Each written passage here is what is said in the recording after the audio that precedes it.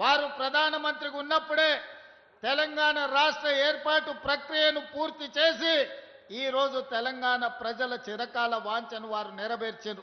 అందుకే డాక్టర్ మన్మోహన్ సింగ్ గారి పేరు భారతదేశంలో ఎక్కడ పెట్టక ముందే ఎర్త్ సైన్సెస్ భారతదేశంలో ఉన్న ఏకైక యూనివర్సిటీ, ఆ యూనివర్సిటీకి నాడు మన్మోహన్ సింగ్ గారి పేరు మనం పెట్టుకున్నాం.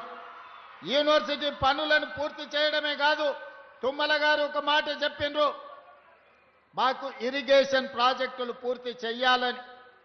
భారతదేశ మొట్టమొదటి ప్రధానమంత్రి పండిత్ జవహర్లాల్ నెహ్రూ గారు స్వతంత్రం వచ్చిన తర్వాత ఈ దేశంలో ఉన్న నిరక్షరాస్యత, ఈ దేశంలో ఉన్న ఆకలి కేకలను చూసి ఈ దేశం అభివృద్ధి పదం వైపు నడవాలి, ప్రపంచంతో పోటీ పడాలి అనంటే ఎడ్యుకేషన్ అండ్ ఇరిగేషన్ పాలసీని అడాప్ట్ చేసుకోవాలని ఈరోజు భారతదేశంలో గొప్ప గొప్ప యూనివర్సిటీలు ఎన్ని ఉన్నాయో వాటన్నిటినీ ఆనాడు మొట్టమొదటి ప్రధానమంత్రి పండిత్ జవహర్లాల్ నెహ్రూ గారు ప్రారంభించినవే.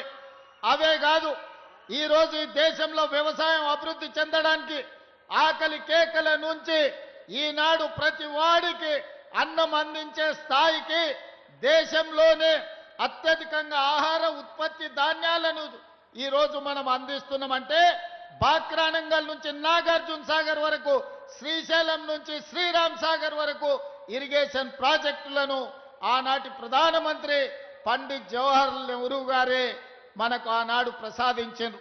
ఈరోజు మనం చూస్తున్న నాగార్జున సాగర్, ఈరోజు మనం చూస్తున్న శ్రీశైలం, ఈరోజు మనం చూస్తున్న ఎస్ఆర్ఎస్పి మొట్టమొదటి ప్రధానమంత్రి పండిత్ జవహర్లాల్ నెహ్రూ గారు ప్రారంభించినవే. కాబట్టి మిత్రులారా, వారి స్ఫూర్తితోని ఎడ్యుకేషన్ అండ్ ఇరిగేషనే తెలంగాణ రాష్ట్రాన్ని ప్రపంచ చిత్రపటం మీద ఉన్నత స్థానంలో నిలబెడుతుందని ఈనాడు మా ప్రభుత్వం సంపూర్ణంగా విశ్వసిస్తుంది. దానికోసమే ఎడ్యుకేషన్ ఇంప్రూవ్ చేయాలి, ప్రపంచ ఖనిజ సంపద మీద పరిశోధనలు జరగాలి, ఈ ప్రాంతంలో ఉన్న అపారమైన ఖనిజ సంపద సింగరేణి కావచ్చు, ఇతర ఖనిజ సంపదను గుర్తించాలి, సింగరేణి లాంటి సంస్థల్ని పెంపొందించాలి అనంటే ఎర్త్ యూనివర్సిటీ కొత్తగూడెంలో పెట్టాలి అని ఈనాడు మన ప్రభుత్వం నిర్ణయం తీసుకున్నది. ఇవాళ అందుకే మీకు మెడికల్ కాలేజీ ఇచ్చినా, మీ ప్రాంతంలో ఎడ్యుకేషన్కి సంబంధించి ప్రతి నియోజకవర్గానికి young India integrated residential schools ఇచ్చినా, మెడికల్ కాలేజ్ ఇచ్చినా, ఎడ్యుకేషన్కు సంబంధించి ప్రతి అవకాశాన్ని ఖమ్మం జిల్లా ప్రజలకు అందించాలన్న లక్ష్యంతో ముందుకు వెళ్తున్నాం.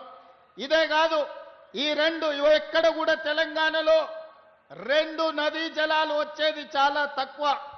ఒక పక్కన కృష్ణా నది జలాలు, రెండో పక్కన గోదావరి జలాలతో ఖమ్మము బీళ్లు తడవాలి, ఖమ్మం జిల్లాలో పంటలు పండాలి, సిరులు కురవాలి అని మీ ప్రాంత ప్రాజెక్టులను పూర్తి చేయాలి అని మన ప్రభుత్వం నిర్ణయం తీసుకున్నది.